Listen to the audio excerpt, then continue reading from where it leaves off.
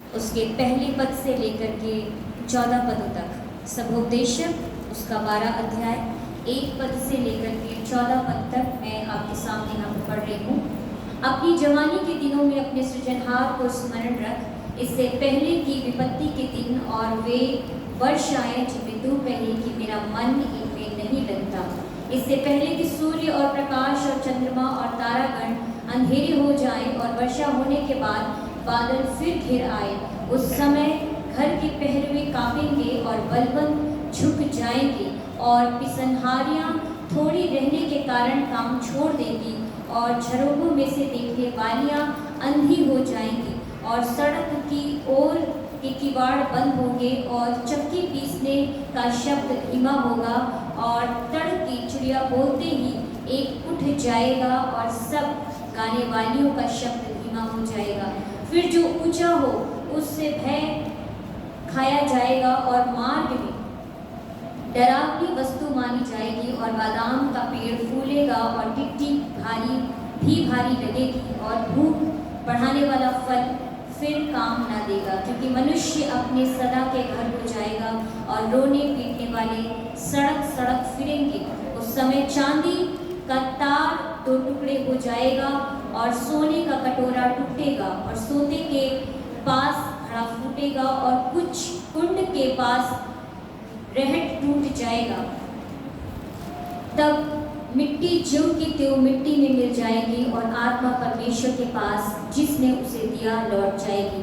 उपदेशक कहता है सब व्यर्थ ही व्यर्थ, सब कुछ व्यर्थ है। उपदेशक जो बुद्धिमान था वो प्रजा को ज्ञान भी सिखाता रहा और ध्यान लगाकर और पूछ पाछ करके बहुत से नीति वचन क्रम से रखता था। उपदेशक ने मनभावने शब्द खोजे और सिधाई से ये सच्ची बातें लिख दी। बुद्धिमानों के वचन पैनों के समान होते हैं और सभाओं के प्रधानों के वचन गाड़ी हुई कीलों के समान है, क्योंकि एक ही चरवाहे की ओर से मिलते हैं। हे मेरे पुत्र, इन्हीं से चौकसी सीख। बहुत पुस्तकों की रचना का अंत नहीं होता और बहुत पढ़ना देह को थका देता है। सब कुछ सुना गया, अंत की बात ये है कि परमेश्वर का भय मान और उसकी आज्ञाओं का पालन कर, क्योंकि मनुष्य का संपूर्ण कर्तव्य यही है।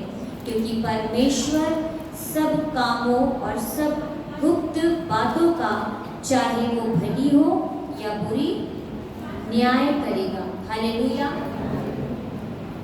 ये प्रभु का वचन है, इसके पढ़े जाने और सुने जाने का आशीष हो। आमीन। जब हम सबोपदेशक की किताब को देखते हैं तो उसके लिखने के तरीके से इस बात का पता लगाया जाता है कि वो ना हो इसे सुलेमान ने लिखा है, जो कि दाऊद के बेटे हैं, दाऊद के पुत्र हैं। लेकिन ये 12 अध्याय सुलेमान की जिंदगी में बहुत ही ज़्यादा महत्वपूर्ण है और वही चीज़ को हमें बता रहा है। पूरे सबोपदेशक की किताब का जो निचोड़ है वो 12 अध्याय में मिलता है। अभी जब वर्शिप शुरू हुई उसके पहले मैम ने एक बात से शुरुआत करी, और शुरुआत क्या था कि बहुत जल्दी वो समय आने वाला है जब चीज़ों का अंत होगा और परमेश्वर न्यायी होकर के खड़ा होगा और हम उसके न्याय को देखने पाएंगे। और सच में ये वही चीज़ है जो हम 12 अध्याय में देखते हैं।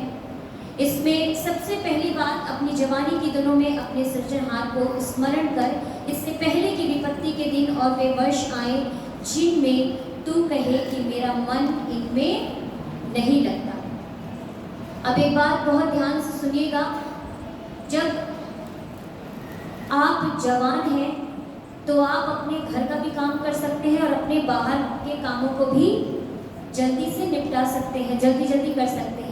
लेकिन एक बार अगर आपका शरीर बूढ़ा हो गया या आप बुजुर्ग की अवस्था में पहुंच गए तो जो आपके पर्सनल काम है वो भी आपको करने में क्या होते हैं, आलस आते हैं, है ना। आपको खाना खाने का मन नहीं करेगा, आपको उठने का मन नहीं करेगा, अपने हाथ से पानी लेने का मन नहीं करेगा। जब बाइबल में 12 अध्याय में देखते हैं तो यहाँ पे एक काव्य है, सुलेमान ने एक काव्य के रूप में बताया है कि देखो तुम्हारा शरीर कैसे तुम्हारा साथ छोड़ना शुरू कर देगा। पहली चीज हमें क्या दिखाई देती है? इससे पहले कि सूर्य और प्रकाश और चंद्रमा और तारागण अंधेरे हो जाए और वर्षा होने के बाद बादल फिर घिर आए, उस समय घर के पहरुए कांपेंगे और बलवंत झुक जाएंगे और पिसनहारियां थोड़ी रहने के कारण काम छोड़ देंगी और झरोकों में से देखने वालियां अंधी हो जाएंगी। पहली चीज, उस समय घर के पहरुए कांपेंगे और बलवंत झुक जाएंगे। ये दो चीज आपके शरीर में, जब आप कमजोर होते हैं तो आपके पांव क्या होने शुरू हो जाते हैं? कांपने लगते हैं। और आपका हाथ जो अभी तक मजबूत था, जो किसी भी बोझ को उठा लेता, तो जो कुछ भी कर लेता था, अब वो बलवंत हाथ क्या हो चुके हैं? झुक चुके हैं। ये एक काव्य है और सुलेमान ने जवानों को शिक्षा दी है कि तुम जवान हो और परमेश्वर ने जो कुछ तुमको आशीष के रूप में दिया है उसको तुम केवल इंजॉय कर रहे हो, उसका आनंद ले रहे हो, लेकिन उसके लिए कोई लक्ष्य तुम्हारी जिंदगी में नहीं है। हम आनंद लेते हैं परमेश्वर की दी हुई चीजों का, चाहे वो परिवार हो, चाहे वो चर्च हो, चाहे वो संगति हो, चाहे हमारे माँ बाप हो या हमारे बच्चे, हम सिर्फ उनसे आनंद ले रहे हैं, लेकिन उस आनंद का कोई लक्ष्य, और जब कोई लक्ष्य नहीं है तो अंत में एक बात सुलेमान कहते हैं कि सब कुछ व्यर्थ है।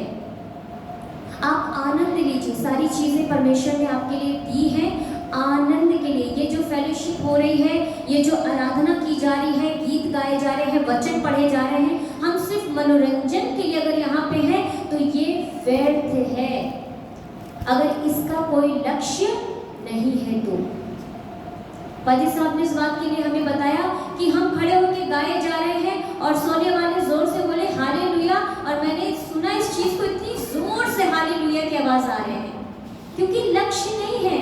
हम सिर्फ यहाँ पे आए हैं 10 से 4 और 5 बजे की प्रार्थना को अटेंड करने के लिए। लक्ष्य नहीं है। लक्ष्य नहीं है कि हमें आज यीशु को देखना है, लक्ष्य नहीं है कि आज हमें रोगों से चंगाई पानी है, लक्ष्य नहीं है कि खुदावन के वचन से हम कुछ सीखेंगे, लक्ष्य नहीं है। इसलिए हम अपना समय यहाँ पे व्यतीत कर रहे हैं और 5 बजे के बाद जब हम जाएंगे, अगर लक्ष्य नहीं है तो ये हमारे लिए व्यर्थ है। इसलिए परमेश्वर का वचन बताता है कि आपको जो कुछ इस समय दिया जा रहा है, चाहे आपके बचपन की अवस्था हो, जवानी की अवस्था हो, या आप अधेड़ हो चुके हैं, बुजुर्ग हो चुके हैं, हर एक चीज को इस्तेमाल करते समय उसका एक लक्ष्य बनाइए। जब आपकी जिंदगी में लक्ष्य रहेगा तो आप बोलने पाएंगे कि प्रभु अंत के समय में जब मैं आपके सामने खड़ा होऊंगा तो मैं ये बोल सकूंगा कि मैंने सब कुछ लक्ष्य को देखते हुए, निशाने की ओर दौड़ते हुए अपने काम को संपूर्ण किया है, पूरा किया है। और प्रभु का वचन बता रहा है कि ये पांव कांपने लगेंगे, ये हाथ ढीले हो जाएंगे, झुक जाएंगे, और जो झांकने वाली है वो अंधी हो जाएंगी। आंखें कम दिखने लगता है ना, जैसे जैसे बुजुर्ग होते हैं, हमारी उम्र बढ़ती है, हमारी आंखें क्या करती है? हमारा साथ छोड़ देती है। और केवल इतना ही नहीं, पिसनहारियां भी क्या कर देंगी? कम हो जाएंगी। पिसनहारियां क्या है हमारे शरीर में? दांत। दांत जो पीसते हैं हमारे खाने को, जो चूर करके पेट के अंदर डालते हैं, जो महीन करके पेट के अंदर डालते हैं, जब वो कम हो जाएंगी तो आपको खाने का मन नहीं करेगा, आपको किसी भी चीज में दिल नहीं लगेगा, क्योंकि आपका पेट भरा हुआ नहीं होगा। और आगे में जब आप पढ़ते चले जाएंगे तो परमेश्वर का वचन साफ साफ बताता है कि वो वक्त आ जाएगा जब पूरा शरीर बदल जाएगा। ये जो जवानी का शरीर है, जब आप बुजुर्ग हो जाएंगे उस समय आप उसको देखिएगा, वो पूरी तरीके से बदला हुआ होगा। और उसके बाद की जो अवस्था है वो है मृत्यु, है ना। वचन में लिखा है सड़क सड़क पर क्या होगा? रोना होगा, पीटना होगा, और वो समय आ जाएगा जब आप न्यायी के सामने खड़े होंगे। बस इस छोटी सी बात मैं आप लोगों को बताना चाहती हूँ कि आज के दिन में ये जो शरीर आपके पास में है, इसीलिए सुलेमान बहुत ही ज़्यादा सेंसिटिव है, बहुत ही ज़्यादा गंभीर होकर जवानों को शिक्षा दे रहा है कि तुम आनंद तो कर रहे हो, है ना। जब लोगों को बोलते आपको परमेश्वर के वचन को सुनाना है, या अपने आप को परमेश्वर के हाथों में दे दो, या नशा छोड़ दो, या कोई ऐसी चीज जो आप कर रहे हो उसको छोड़ दो, तो जवाब क्या मिलता है मालूम है? जवाब क्या मिलता है? यही तो हमारी उम्र है।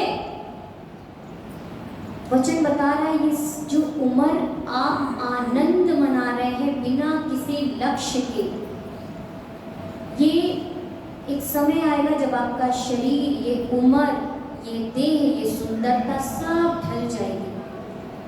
तब आपको एहसास होगा कि सब कुछ हमने क्या किया? व्यर्थ किया है, सब कुछ व्यर्थ किया। तो इसलिए आज के इस दिन में इस वचन से हम सीखने पाए कि हमारी जिंदगी में परमेश्वर ने जो कुछ दिया है, चाहे वो हमारे पास दान हो, चाहे वो हमारी कलीसिया हो, चाहे वो संगति हो, परमेश्वर के वचन का ज्ञान हो, चाहे वो टैलेंट हो, गाना हो, बजाना हो, प्रार्थना करने का वरदान हो, मनोरंजन के लिए नहीं करना है। उसका लक्ष्य बनाइए कि हर एक चीज से केवल और केवल परमेश्वर को महिमा मिल सके। प्रभु मेरा ये लक्ष्य है कि जब मैं गीत गाऊं तो मेरे लिए तालियां बजे, नहीं प्रभु, ये मेरा लक्ष्य है कि जब मैं गीत गाऊं तो आपके लोग बंधनों से छुड़ाए जाएं और आपके नाम की स्तुति हो सके। हालेलुया। प्रभु ये मेरा लक्ष्य है कि जब मैं वचन प्रचार करूं तो मेरी बुद्धि की तारीफ ना हो, लेकिन लोग ये बोले कि आज परमेश्वर ने मुझसे बातचीत करी है, मेरे सवालों का जवाब दिया है। हालेलुया। ये है लक्ष्य। बदल दीजिए उन सारी चीज़ों को जो अभी तक हम करते आए हैं अपने मनोरंजन के लिए, अपने आनंद के लिए। केवल एक चीज़ याद रखिएगा, सुलेमान कहता है अंत में यदि तुम सचेत ना हुए तो अंत में सारी चीज़ें आपके लिए व्यर्थ ठहरेंगी। और जब वो समय आएगा जब हमें रियलाइज होगा कि ये व्यर्थ है, तो हम वापस समय को पीछे, हम बुढ़ापे से जवानी में नहीं जा सकते। इसलिए परमेश्वर का वचन हमारे कदम कदम पे हमको सचेत करता है कि कोई भी समय, कोई भी वक्त तुमसे मिस ना हो, कोई भी वक्त तुमसे खाली में जाने ना पाए। तुम किसी भी चीज़ को यूं ही बेकार में जाने ना दो, लेकिन परमेश्वर के वचन को सुन करके, सीख करके, एक एक चीज़ अपने जहन में उतार करके उसके अनुसार, उस वचन के अनुसार चलने की कोशिश करो, ताकि जब आप परमेश्वर के सामने खड़े हों तो आप बोल सके कि प्रभु मैंने अच्छी रेस को दौड़ी है, अच्छी कुश्ती को लड़ा है, और मैं हकदार हूँ इस मुकुट को पाने के लिए। हालेलुया। खुदावंद आपको बहुत आशीष दे। आज की इस प्रार्थना सभा में, उपवास की प्रार्थना में आप खाली हाथ ना जाएं, ये समय आपके लिए व्यर्थ ना हो, क्योंकि परमेश्वर में किया गया परिश्रम कभी भी व्यर्थ। अब ये देखना है कि हम क्या कर रहे हैं यहाँ पे, है ना? लक्ष्य, जिसको मैंने बोला कि जवानों को भी सुलेमान कह रहा है कि लक्ष्य अपना सेट करो, अपने एम को सेट करो। आप यहाँ क्या करने आ रहे हो, आप अपने परिवार में क्या कर रहे हो, सारी चीज़ों को आप किस तरीके से इस्तेमाल कर रहे हो। अगर लक्ष्य नहीं है तो सारी चीज़ें आगे चल करके अंत में व्यर्थ ठहरेगी। तो हम नहीं चाहते कि हमारा यहाँ किया गया परिश्रम किसी भी तरीके से व्यर्थ हो, लेकिन हम प्रभु से प्रार्थना करते हैं कि परमेश्वर हमारे हर एक चीज़ से, हर एक हरकत से सिर्फ और सिर्फ आपको महिमा मिले, और हमारा लक्ष्य हो कि आपका नाम जलाल पा सके। आमीन। आइए हम दुआ करेंगे। सर्वशक्तिमान प्रभु परमेश्वर पिता, आप स्तुति और महिमा के योग्य हैं। हम धन्यवाद करते हैं खुदावंद आपकी प्यारी कलीसिया के लिए, जिनको आपने प्रभु जी गांव से और दूर दूर जगहों से प्रभु लेकर के यहाँ पे बिठाया है।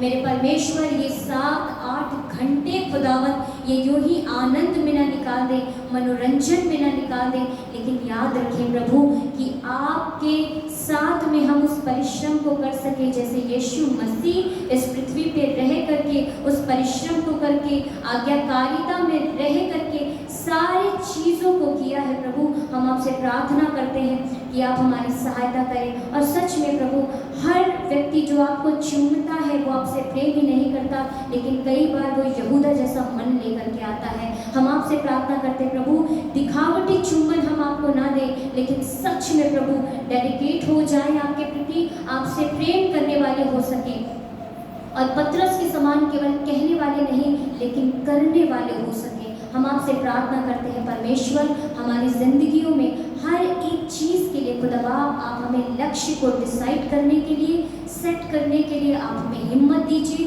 बुद्धि दीजिए, जैसे आपने अपने दास सुलेमान को दिया और उसने बहुतों को शिक्षा दी कि इस जवानी में तुम अपने सृजनहार को इस्तेमाल करो, क्योंकि जब ये जवानी ढलने लगेगी तो तुम कहोगे कि इसमें मेरा मन नहीं लगता। प्रभु हम आपसे प्रार्थना करते हैं, आपने हमारी आंखें खोली हैं और आज से ही प्रभु हम अपने मनों को, अपने हृदय को, अपने शरीर, अपने दिमाग को प्रभु, और वो सारी इच्छाएं जो संसार की तरफ भागती हैं खुदावन, हम सब कुछ आपके जोरावर हाथों में देते हैं और प्रार्थना करते हैं मेरे परमेश्वर कि हम सिर्फ और सिर्फ आप में मन लगाने वाले हो सके, और हमारे हर एक हरकत से, हर एक काम से, हमारे उठने बैठने चलने बोलने से मेरे परमेश्वर पिता सिर्फ और सिर्फ आपकी महिमा हो सके। धन्यवाद और खुदावन कि आपने हमारी प्रार्थना सुनी है। धन्यवाद के साथ हम प्रार्थना को यीशु मसीह के नाम में मांगते हैं, आमीन।